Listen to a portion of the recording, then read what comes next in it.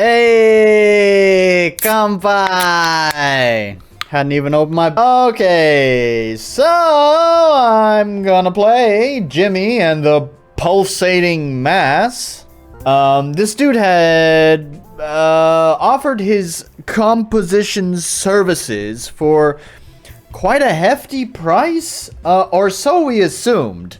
I think it was like $300 for a song, which is a little bit crazy, but actually what's funny is that started a conversation where we started looking into this, me and some other folks in my Discord, and well, it turns out a lot of composers for indie games ask for like $300 or $500 for a song, so that's like average, which is so weird. It's just, I guess us in our little RPG Maker bubble are like, $300? What? Yeah, it was 300 per minute. You're right. It's not 300 per song. It was 300 per minute.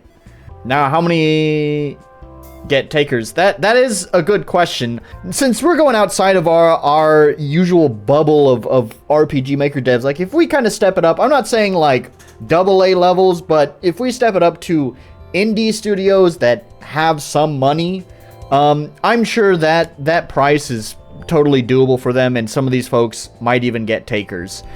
I do think it's a little bit on the high side. I just assume there was lots of chat we'd seen online on like other forums and other places saying that, you know, like 300, 400, 500 per minute is kind of like the average for that. This developer was offering his services on RPG Maker Web, and he had mentioned his own game, which is this one here that we're looking at, Jimmy and the Pulsating Mass.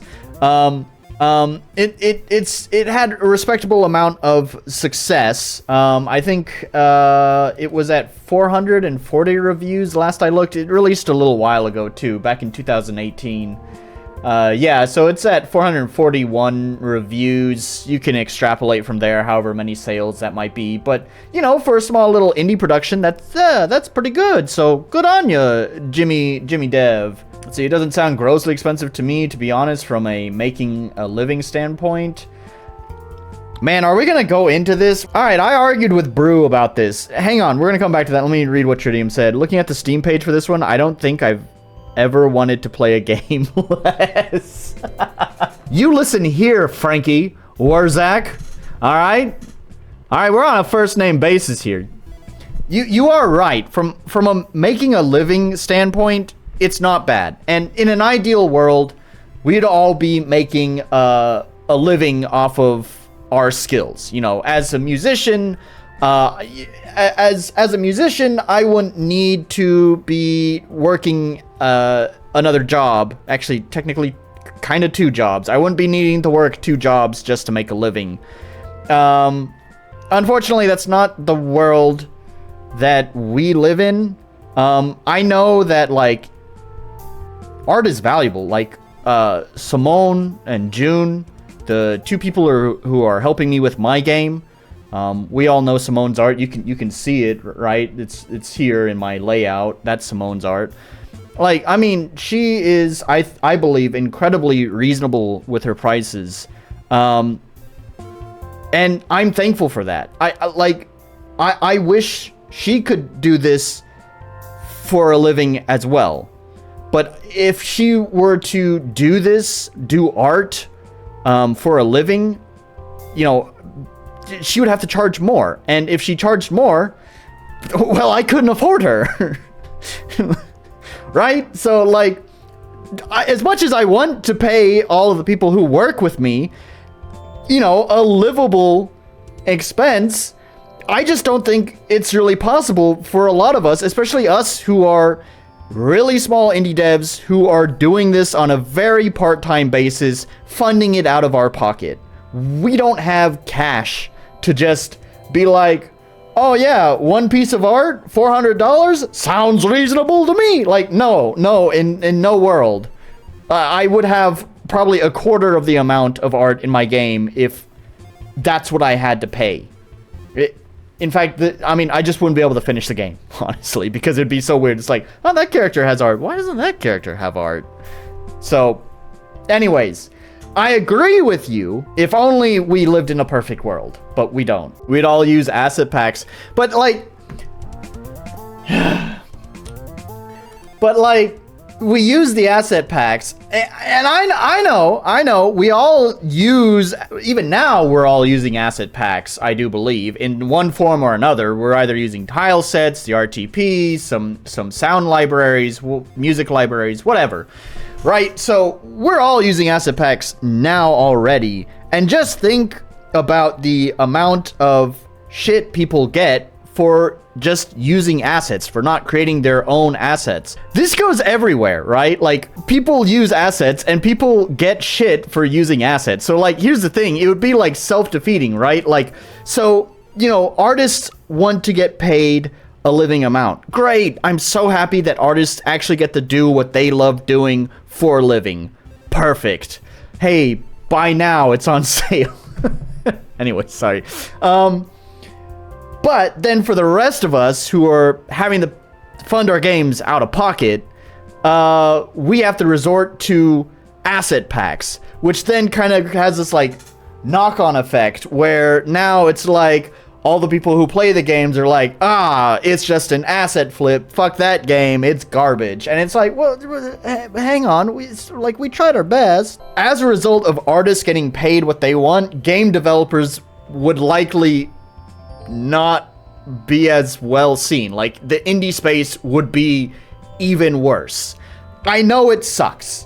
We all want artists, musicians, writers. We want these people. We want people in general. Something's in my eye. We want people in general to just earn the living they deserve. But again, that's just not the world that we live in, and we're making the best of it. We all kind of benefit each other. Yeah, I'm sorry I'm paying you shit. I wish I could pay you more. I would pay you more if I could, but I can't. But let's make the best of it, right? I probably won't get paid very good at the end of this anyways. Unity Store has over 10,000 packs. No one knows what's in all of them. If they say they do, they are lying. Well, I'm not saying that Oboe Shoes knows what all the packs are, but like the Cinti... So here's the thing.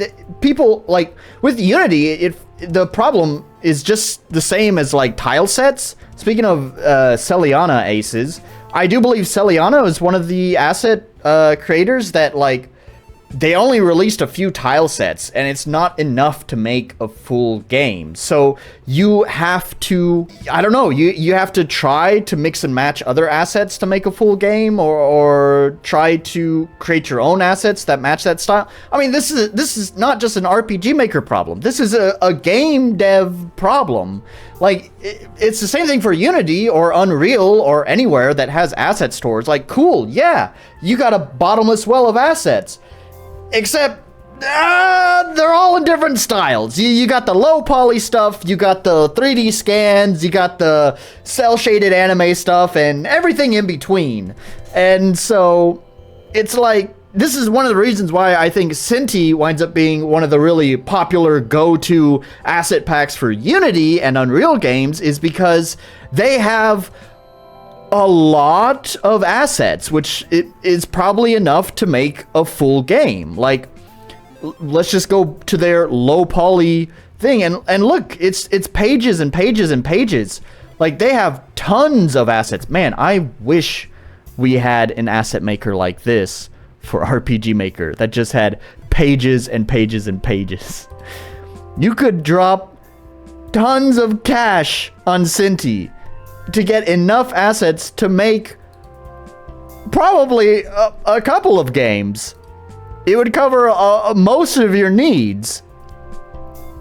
So, anyways, that's the point I'm saying. Is like the Unity devs are gonna run into the same problem too. Yeah, they may have 10,000 different packs of assets, but okay, well, okay. Well, I would hope for... okay, alright, you got me. Touché. Anyways. Like, yeah, it might be a bottomless well of different assets, but good luck making a game that has, like, matching assets. When you want to make a game that has matching assets, it doesn't just look like... that actually looks like it's put together and has a consistent art style. Yeah, that's gonna limit your choices a lot more. Is it G-Kun or Gi-Kun? I read it as G-Kun. G-Kun has the breast assets. Man, what a fucking start to this stream.